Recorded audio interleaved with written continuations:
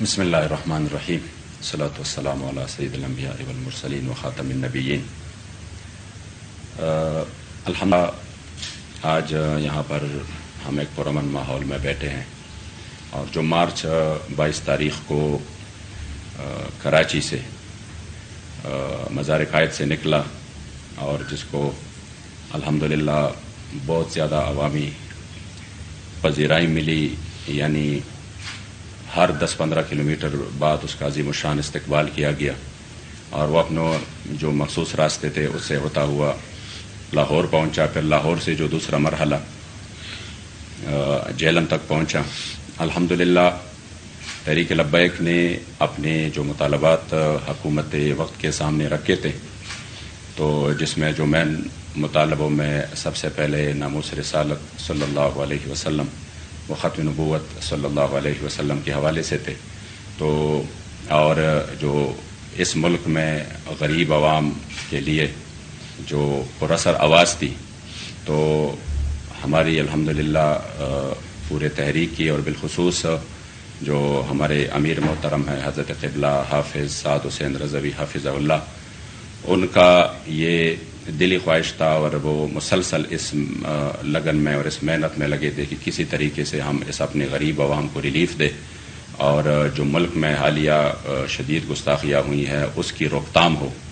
تو اس سلسلہ میں الحمدللہ ہم نے ایک پرامن طریقے سے مارچ کیا، جو کہ اتنے طویل راستے میں الحمدللہ کہیں ایک جگہ پر بھی ایسا واقعہ نہیں ہوا کہ جہاں پر کوئی ناخوشگوار واقعہ پیش آیا ہو، یا کسی جگہ پر کوئی زبردستی کی گئی ہو، یا کسی جگہ پر اس طرح کی، بلکہ الحمدللہ جہاں پہ ٹول پلازے آ گئے تو وہ بھی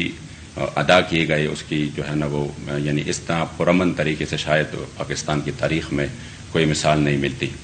تو اس وقت جب آپ نکلے تو آپ نے یہ جو مسائل تھے یہ سامنے رکھے تھے، بالخصوص اس میں جو ہماری بہن عافیہ صدیقی کے حوالے سے۔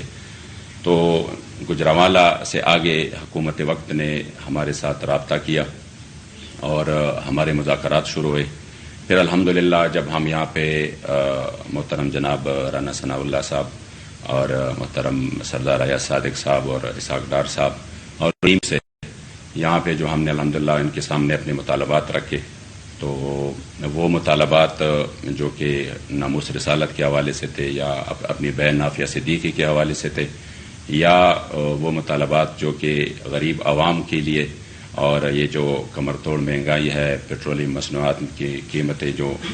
اس وقت بہت زیادہ ہے، تو اس حوالے سے الحمدللہ جو بات چیت ہوئی، تو میں انتہائی مشکور ہوں کہ بغیر کسی تصادم کے، بغیر کسی اس طرح کے ماحول کے الحمدللہ پرامن طریقے سے یہ ہماری بات چیت جو ہے وہ مطالبات حکومت نے مان لیے۔ اور سب سے جو بہتر بات ہے وہ یہ ہے کہ جو شاید جو پرانی روایات تھی اس طرح کہ پرامن جلوسوں پر اور پرامن احتجاج پر جس طرح ظلم ہوا، جس طرح تشدد ہوا، بالخصوص تحریک لبیک پاکستان جس کی تاریخ الحمدللہ پرامن ہے،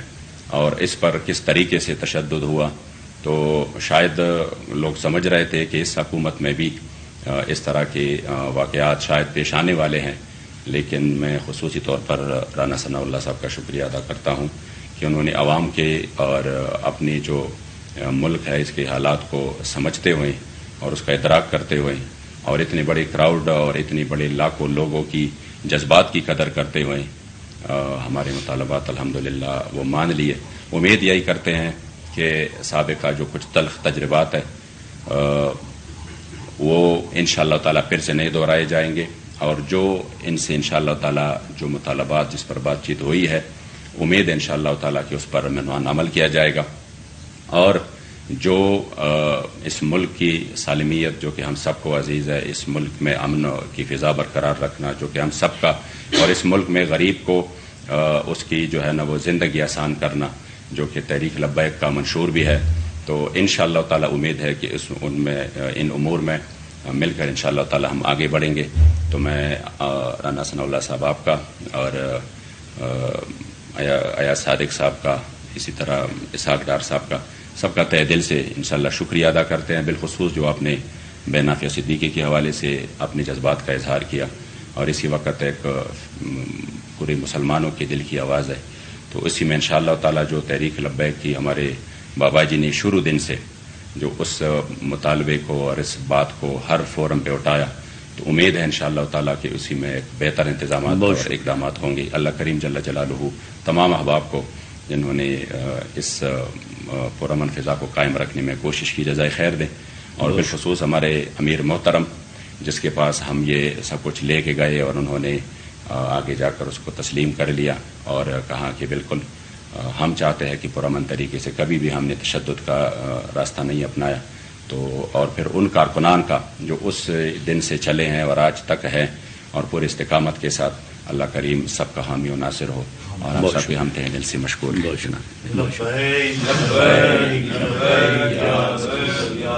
اچھا اپنا گل سن.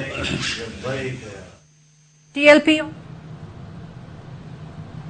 وزیر داخلہ رانا ثناء اللہ ٹی ایل پی کے رہنما کے ہمراہ نیوز کانفرنس کر رہے تھے. انہوں نے کہا کہ ناموس رسالت ہر مسلمان کے ایمان کا حصہ ہے. ٹی ایل پی سے ہماری گفتگو جاری تھی. ٹی ایل پی کے تحفظات ناموس رسالت کے حوالے سے ہی تھے. اتفاقی رائے سے ایک طریقہ کار پر پہنچ گئے ہیں.